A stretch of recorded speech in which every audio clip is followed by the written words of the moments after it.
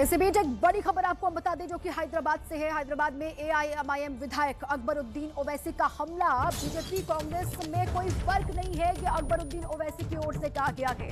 तेलंगाना में कांग्रेस की हुकूमत भी यूपी जैसी है।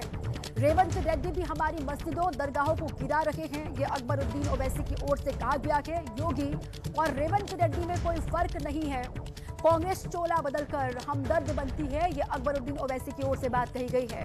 हैदराबाद में एमआईएम नेता और जूनियर ओवैसी अकबरुद्दीन ने तेलंगाना के रेवंत रेड्डी सरकार पर तीखा हमला बोला और बीजेपी कांग्रेस को एक जैसा बताया।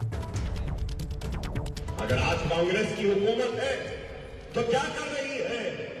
उधर योगी बुलडोजर के जरिए घरों को गिराता है तो यहाँ पे रेड्डी भी गिरा रहा है घरों को, मस्जिदों को। उधर योगी मस्जिद को गिरा रहा है तो यहाँ का रेड्डी भी मस्जिदों को गिरा रहा है। वहाँ योगी दरगाहों को गिरा रहा है तो यहाँ का रेवंत रेड्डी भी दरगाह को निस्तार कर रहा है। अरे कोई फर्क नहीं है योगी में ना इस रेड्डी में, कोई फर्क नहीं है बीजेपी या कांग्रेस में। जब हमारा मामला आ जाता है तो सब एक हो जाते हैं। इनको दुश्मनी है तो हम मुसलमानों से। अस्सलामु अलैकुम वरहमतुल्लाहि वबरकातुहू। ज़ान मिल्लत इस्लामिया, आप तमाम उम्मती को अबू फैसल की तरफ से सलाम अर्ज़ है।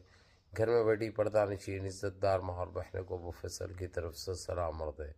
बहरहाल अल्लाह से उम्मीद है आप लोग खैरियत से होंगे, अल्लाह की हिफाजत में होंगे।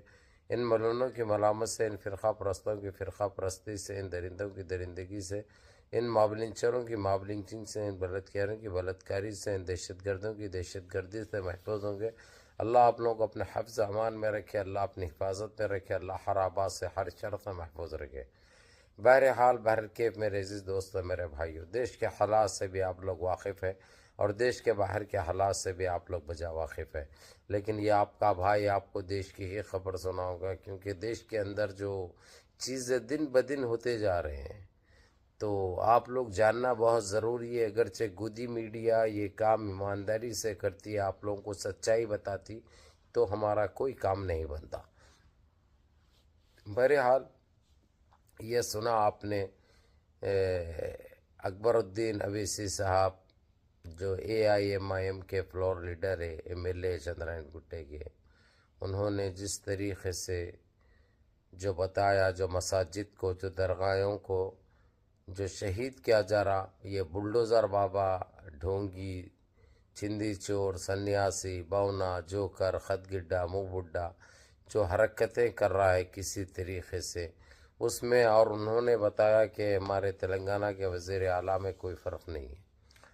तो खैर हम तो ये चीज़ आप लोगों को नहीं बोल सकते, लेकिन इतना ये चीज़ ज़रूर है कह सकते हैं कि नक्श क़दम पे चलना अलग बात है, और जो हाल जो इस वक्त जो सन्यासी का, बौने का, जोकर का जो हो रहा है, ये एक ऐसा सबक मिलेगा उसको जो आने वाले टाइम पे आप लोग अच्छी तरीक़े से देखेंगे। यूपी में इसका सफाया तो लगभग तय है।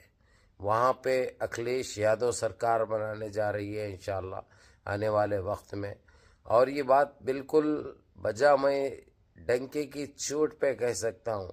अगरचे वहाँ पे जिस तरीक़े से एसआईआर के नाम पे, हालांकि सुप्रीम कोर्ट ने जो स्टे लगाया, अब जो लगाया वेस्ट बंगाल में, लेकिन ये चीज़ को बिल्कुल ये भी कह दिया है सुप्रीम कोर्ट ने, ये सारे देश के अंदर लागू होना बहुत ज़रूरी है। क्योंकि एसआईआर के नाम पे जिस तरीक़े से जो एक्सपोज किए राहुल गांधी ने, वो काबिल तारीफ़ है, और बिल्कुल एक ऐसे सबूत पेश किए हैं जो गणेश कुमार को तो जो है सो बिल्कुल गले का कांटा बन चुके हैं राहुल गांधी, और बिल्कुल सुप्रीम कोर्ट ने बिल्कुल उसकी जो खिंचाई की है, रहा कसर जो बचा कुचा था, ये हमारी वेस्ट बंगाल की सीएम ममता बनर्जी दीदी ने पूरा ही कर दिया।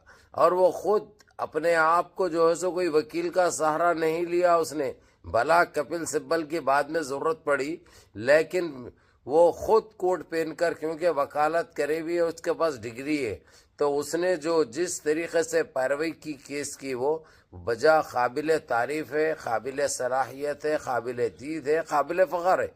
और एसआईआर के नाम पे जो ये लोग जो लाखों नामों को जिस तरीक़े से लिस्ट में से मिटा दिए थे, जिंदे लोगों को मरवा दिए थे ये लोग, اس کے بعد ان سارے لوگوں کو لے کر تو جو سپریم کورٹ میں ثابت کر دی اس نے.